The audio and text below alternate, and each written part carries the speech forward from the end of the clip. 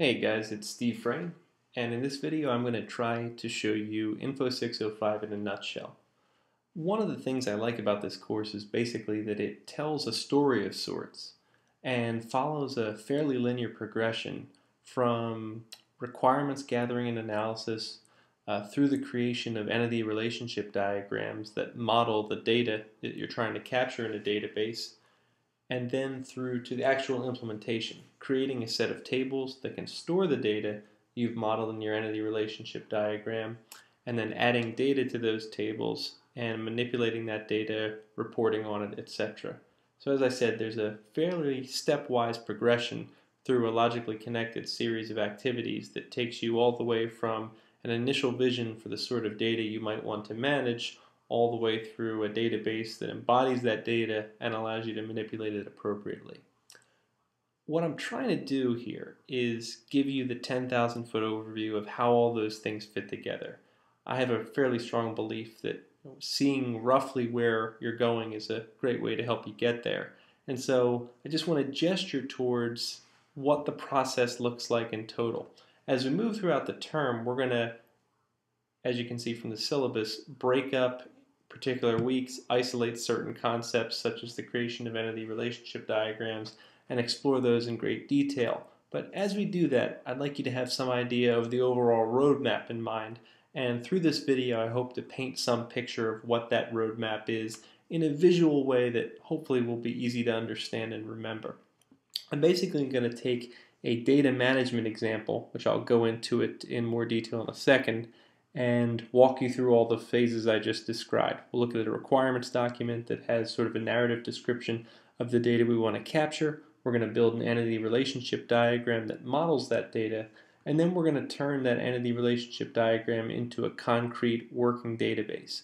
We're going to add some data to tables, do some reporting on it, etc., and then tie in with some of the concepts we're covering in week 1 of the course, dealing with a multi-layered architecture that has various levels of schemas. So it's fairly ambitious, but why don't we give it a roll? As you might expect, in the course of a single video, it's going to be difficult for me to cover everything in some thorough fashion. So please understand that what you're about to see is not at all complete. We're going to leave out plenty of details, gloss over certain things, so don't use it as reference material. Again, it's sort of more conceptual underpinnings, an overview to jog your memory and understanding. And the second thing I'd like you to consider is that I will not always follow best practices, particularly in the code that I show you. I'm doing this kind of on the cheap, quick and dirty, again, so that you get the high-level overview of what the course is going to be like. Along the way, that means I'll cut some corners. So again, don't use this as a best practices reference. Just try to get the meat or the gist of it from what I'm about to show you.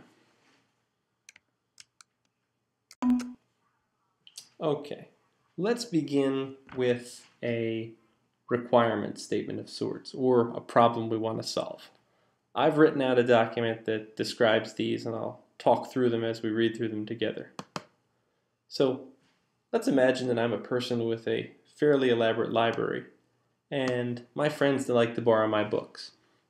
I have a lot of them, and I have a fair number of friends borrowing them, and over time I more or less start to lose track of who's borrowing what from my library. I don't know where a given book is, who might have it, if it's just something I've misplaced in my home, etc.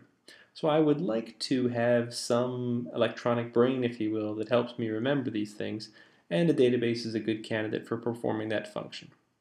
In the document that you can see on screen here, I've written out some very simplistic requirements that will help me understand the data I need to manage, what things I'm going to track, how I want to describe those things, and how I'll identify a specific book, a specific friend, etc. So starting in the second paragraph, I'm saying I want to record books.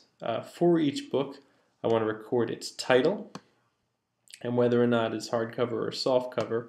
When I want to refer to a particular book, I want to have some way in my database of tracking that a specific book is loaned out to a specific person, even if they happen to match, let's say, in title. There are certainly some books that have duplicate titles, and they both may have softcover or hardcover, whatever the case may be.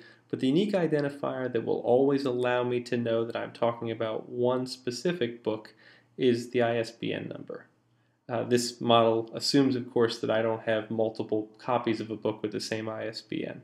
So we're going to say in the case of my library, if I have an ISBN number, it points to one and only one book. So I also want to keep information about the friends to whom I'm loaning the books. I want to record, that should say first name, I will correct that, last name, and their email address so I have a way to contact them. I need a way to uniquely identify my friends in a shorthand way, and I'm going to create an ID number for that purpose. It'll be a sequential sort of thing, friend 1, friend 2, friend 3, and I put in a little weak rationale in there as to why I might need to do that. It's possible one might have 2 friends with the same name, and sometimes people share an email address. So those other attributes I'm recording, first name, last name, and email address, none of them are guaranteed to be unique enough so that I can always point to one and only one friend, which is a big concern in data management, being able to point to one and only one instance of a so-called entity class. So I'm going to create this fictive surrogate identifier, or an artificial identifier. That's just going to be a series of numbers 1, 2, and 3.